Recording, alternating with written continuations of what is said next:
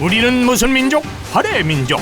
활 쏘는 솜씨를 보아하니 오늘의 주인공은 국궁 선수인가 본데요. 그런데 갑자기 활을 만든다? 활을 쏘다가 전통 활을 만드는 공장이 된 한 사람? 활 쏘는 모습을 보면서 좀 뭔가 끌림이 있고 저거 해가지고 그때부터 이제 활을 시작하게 된 거죠. 활에 대한 열정이 활활 타오르는 오늘의 주인공. 저는 이 충북 단양에서 태광궁이라는 각궁을 제작하고 있는 고영환입니다. 국궁 선수에서 공장이 된 고영환 씨를 소개합니다. 주인공을 만나러 간 곳은 충청북도 단양군. 주인공의 활 공방을 들어가 보니 활을 제작하는 도구부터 각종 전통 활들이 전시되어 있었는데요. 각기 다른 모양의 전통 활들. 아니, 활의 종류가 이렇게나 많았나요? 어떤 차이가 있는 겁니까? 이것이 이제 지금 현재 사용하고 있는 평고지 각궁이에요. 평고지 각궁이고, 또 이게 이제 성고지 각궁이라 해서 이게 이제 일명 그 이성계 활이라고 이제 하는 것인데, 역사 속 명공으로 손꼽히던 태조 이성계. 영환 씨는 그가 쓰던 활을 복원했다는데요. 이성계가 원래 고려 사람 아니에요. 그러니까 이제 고려 때부터 이미 이제 그런 그 각궁을 써 나왔던 거고, 우리 활 근원이 고구려 시대부터니까 아마 한 2,500년 전이라고 이제 볼 수 있는데, 그 후에 이제 고려 시대를 거치면서 고려 시대 때부터 썼던 것이 궁궁이고, 지금 제가 복원한 성고지 활, 이게 이제 전쟁터에서도 썼던 거지. 과거에 썼던 7가지 재료만 사용해 과거 활의 모습을 완전히 복원하는 중이라는 영환 씨. 제작 방법도 그때 그대로를 이어오기 때문에 어찌 보면 2,500년 전의 그 모습을 뭐 본다 해도 과언이 아닌 것 같아요. 프랑스 박물관에 소장돼 있었던 태조 이성계의 활. 한 지인이 찍어온 이성계의 활 사진을 보고 복원을 시작했다는데요. 사진 하나만 보고 복원을 해야 했기에 10년이란 시간이 걸릴 만큼 정말 쉽지 않았다고 합니다.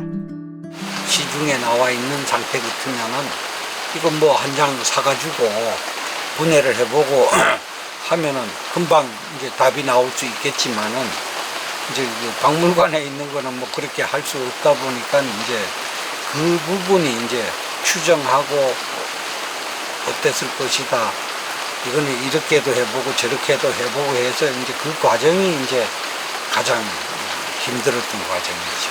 제작하면서 이게 우리 각 나라 활들, 이 활들이 영환 씨가 만든 전통 활이라고 하는데 활 소개 좀 해주시죠.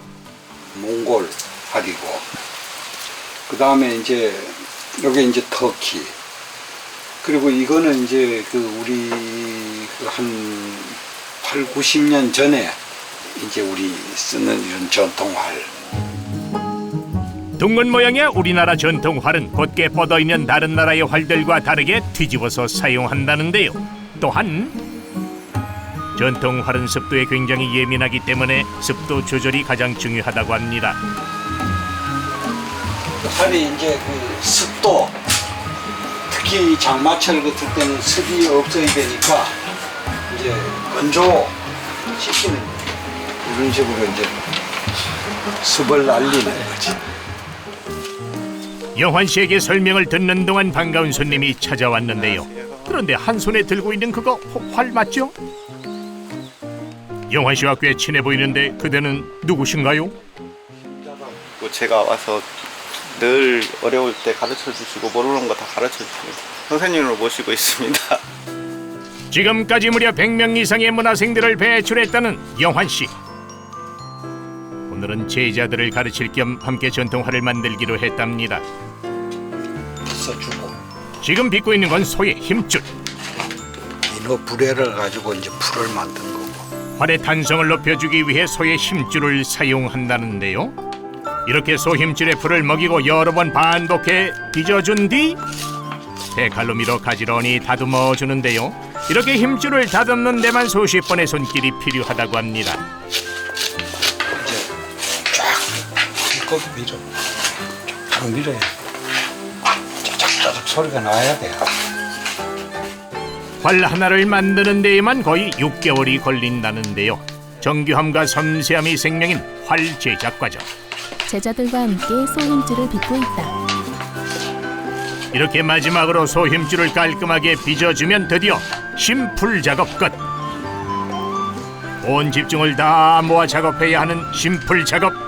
이 작업할 때 특별히 더 신경 쓰는 이유가 있다고요?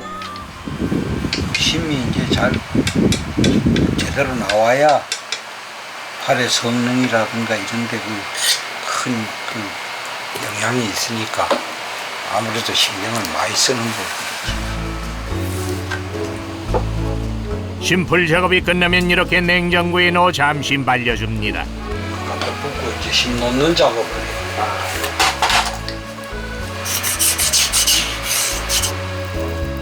그 다음 과정은 심 놓는 작업.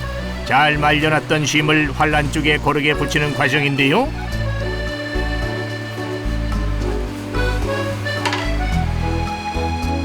이렇게 활에 심을 붙여서 말리는 과정을 여러 번에 걸쳐서 작업을 해야 한다고 하는데요.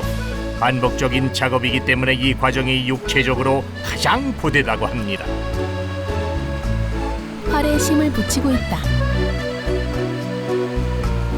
한껏 집중하며 영환 씨를 잘 따라오고 있는 제자들. 영환 씨가 보기에 우리 제자들 솜씨 어떤가요? 자네 했는 걸 보니까 너무 가운데로 모아가지고 빼쪽하더만. 아직 많이 부족하지만 열심히 배우려는 제자들을 보면 참 뿌듯하다는데요. 혼자서 하면 힘든 작업도 제자들과 함께하기에 더 힘이 난다고 합니다. 같이 이렇게 한다는 이제 활이 좋아서 이제 만나다 보니까 그게 좋은 인연이고 또 굉장히 이제 보람되다고 이제 생각을 하는데. 그날 오후 비를 뚫고 도착한 이곳 활을 쏘는 국궁장인데요. 영환 씨, 활도 잘 쏘신다면서요? 던지게도 있었고 또 선수 생활을 할던 그때이기 때문에 이제 거기서는 이제 많이 쐈었죠. 근데 이쪽으로 이동하고는 이제 뭐 활 제작하고 뭐 이러다 보니까 많이 쏘지 못하게 됩니다. 30년 전부터 취미로 활을 쏘기 시작했다는 영환 씨. 그러다 1999년 명공으로 소문이 나 충청북도 대표 국궁 선수로도 활동했다는데요. 그러던 중 자신의 활을 직접 제작하고 싶은 마음이 커져 전통 활 제작에 입문하고는 이제 거의 활 제작만 하고 있다고 합니다. 고지가 성고지라 해가지고 이성계 조선 초기부터 중기까지 이런 모양으로다가 만든 활인데, 선생님 처음 만졌을 때 복인 나기 전에 만들었는데 그때 재작년에 이제 그때 선물을 저한테 하나 해주셔가지고. 활을 쏘러 가는 줄 알았더니 다시 건물로 들어가는 영환 씨. 활을 쏘기 전에 꼭 해야 하는 과정이 있다는데요. 그건 바로 활 균형 맞추기. 활을 얻는다고 그러지, 얻는다고. 그러니까 이제 활을 이제 현을 걸어서 얻는다는 이제 그런 저건데, 이제 푸는 거는 부린다 그러고.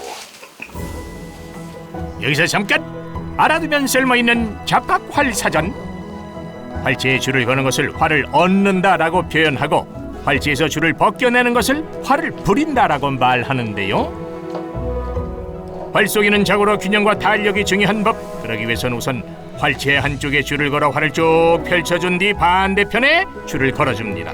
이 과정을 반복해서 균형을 잡아줘야 화살을 쏘았을 때 현이 밖으로 튕기지 않는다는데요. 영환 씨는 활을 직접 제작하기 때문에 균형 맞추는 작업은 식은 죽 먹기 같은데요.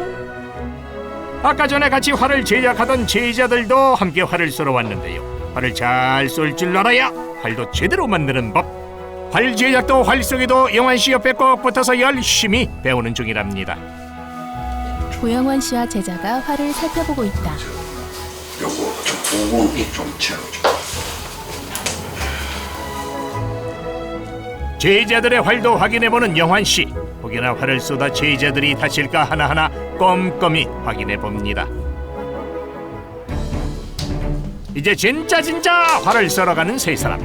활 제작 솜씨만큼 활 쏘기 실력은 어떨지 너무너무 궁금한데요. 빨리 따라가 봅시다. 한 손엔 활 장착, 허리에 궁대 장착, 화살까지 챙기면 활쏠 준비 완료. 오래간만에 뵀으니까 무슨 말도 안 가더라고.